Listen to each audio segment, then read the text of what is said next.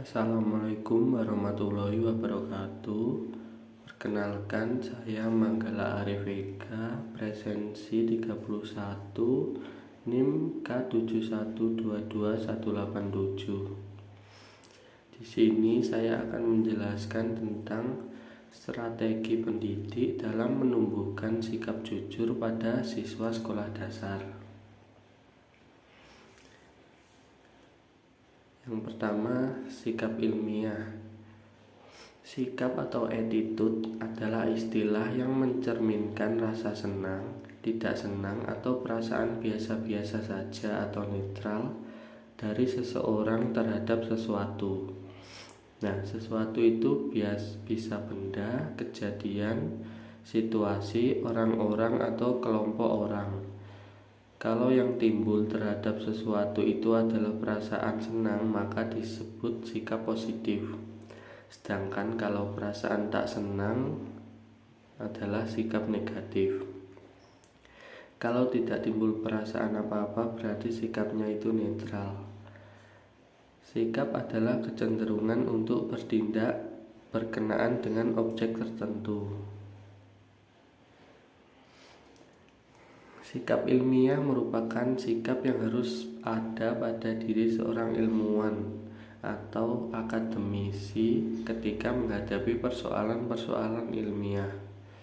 Mulyati Arifin mengatakan sikap ilmiah dapat diartikan sebagai sikap yang memiliki perhatian besar terhadap ilmu pengetahuan atau kebiasaan berpikir ilmiah. Di sini saya akan menjelaskan salah satu sikap ilmiah, yaitu jujur. Jujur diartikan dalam Kesuma tahun 2011. Jujur adalah keputusan seseorang dalam mengungkapkan bahwa realitas yang ada tidak dimanipulasikan dengan cara berbohong atau menipu orang lain untuk keuntungan dirinya. Sedangkan kejujuran merupakan sikap yang berpikir jujur, berkata jujur, dan bersikap jujur. Artinya segala sesuatu yang dilakukan jujur, tidak berbohong, tidak curang, ikhlas, dan tulus. Selanjutnya ada indikator jujur.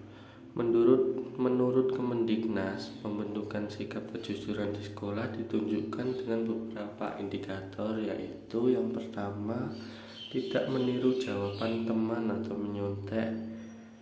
Yang kedua, mengatakan sesungguhnya sesuatu yang telah terjadi atau sesuatu yang dialaminya dengan apa adanya.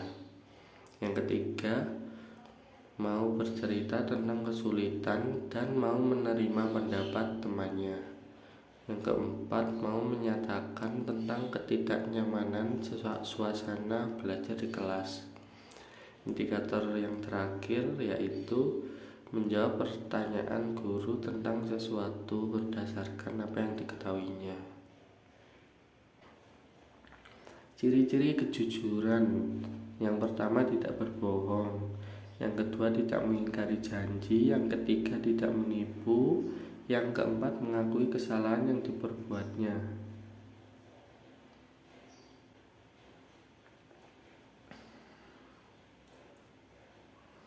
Faktor-faktor yang mempengaruhi terbentuknya sikap jujur. Menurut Cradfield tahun 2010, ada 6 faktor yang mempengaruhi pembentukan sikap jujur adalah: yang pertama itu faktor pribadi. Apa yang telah dan sedang kita alami akan ikut membentuk dan mempengaruhi penghayatan kita terhadap stimulus sosial. Yang kedua itu pengaruh dari orang lain. Orang lain di sekitar kita merupakan salah satu di antara komponen sosial yang ikut mempengaruhi sikap kita. Yang ketiga, dari faktor kebudayaan. Lingkungan budaya merupakan lingkungan yang berkenaan dengan segala hasil kreasi manusia, baik hasil yang konkret ataupun abstrak berupa benda, ilmu pengetahuan, teknologi, ataupun aturan-aturan, lembaga-lembaga, serta adat, kebiasaan, dan lain-lain. Yang keempat, faktor media massa. Sebagai sarana komunikasi, berbagai bentuk media massa seperti televisi, radio, surat kabar, majalah, dan lain-lain, mempunyai pengaruh besar dalam pembentukan opini dan kepercayaan. Faktor yang kelima yaitu faktor pendidikan dan agama. Lembaga pendidikan serta lembaga agama sebagai suatu sistem mempunyai pengaruh dalam pembentukan sikap dikarenakan keduanya meletakkan dasar pengertian dan konsep moral dalam arti individu. Faktor yang keenam yaitu pengaruh faktor emosional.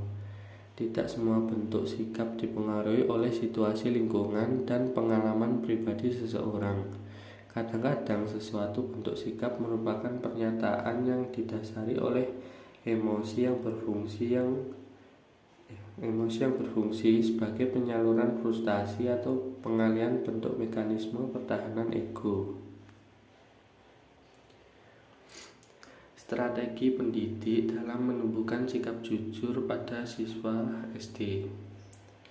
Menurut Al-Fawruzi tahun 2012 ada beberapa program pendidikan yang dapat membantu sekolah dalam mengembangkan kejujuran peserta didik, diantaranya yang pertama itu membuat kantin kejujuran.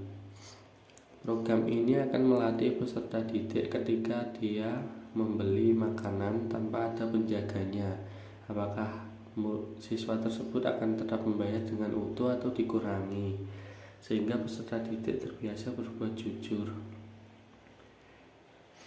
Strategi yang kedua yaitu setiap ujian dilakukan, soal yang diberikan oleh seorang guru lebih baik sedikit, tetapi setiap peserta didik itu berbeda.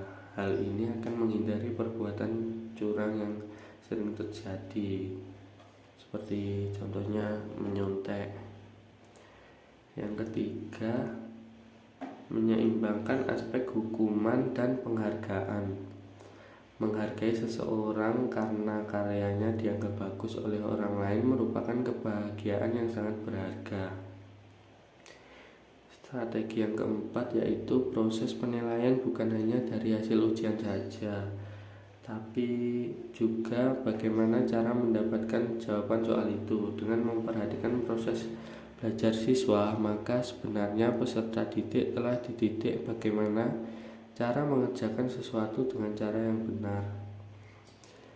Yang terakhir adalah evaluasi hasil dari proses belajar.